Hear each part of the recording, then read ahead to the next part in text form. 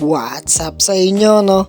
Malamaya is here. So today, update lang natin tong akre natin na nagkaroon ng white spot and umangat yung kanyang kaliskis. So ito na siya kahapon. Ayan siya kahapon, guys. No? Daily dapat yung pag-water change nyo dito and daily rin yung paglalagay nyo ng methylene blue and asin sa container ng ating may sakit na isda, no? So, dapat mini-maintain nyo na malinis and dapat hindi nyo siya pinapakain, no? Para talagang mawala yung sakit ng ating isda kasi hindi yan kakain, guys, eh. So, mapapansin nyo, no, na medyo nakaangat pa yung kaliskis niya sa right side niya compared last time na talagang nakaangat talaga lahat. Ngayon, medyo tumutupi na lahat, eh. Nababalik na sa normal form niya.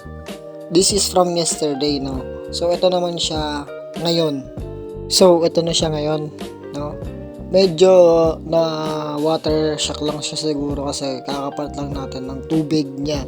Half nung water yung tinanggal natin. And maraming mga white spot na lumabas sa katawan niya.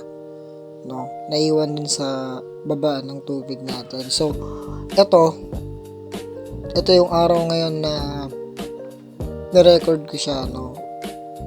Yan. Nag-water change na rin tayo dyan and nalagyan natin ng asin yung isda natin. So, ayun na siya ngayon, guys. Unti-unti nang bumabalik yung kaliskis niya sa normal form.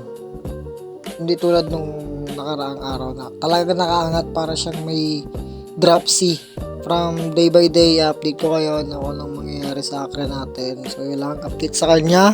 And then, update naman sa ating mga akres na sa community tank na for sale, no? So, may gustong bumili. Ito sila, guys. Ito yung ating mga female. Kung mapapansin nyo, iba red ears na. Yung iba, nasa molting stage pa rin. Pero, pa-red ears na rin naman sila. Hindi nilang napapansin kasi malinipis pa yung red line sa kanilang ears, no? Pero, papula na yan, guys. No, napaka-solid ng mga yan. Mapapansin nyo, ayan. Napaka-solid, pulang-pula. Nag-water change rin tayo dyan, pero may natira pa rin poops. Siguro sa snail na yan, nag-water change tayo.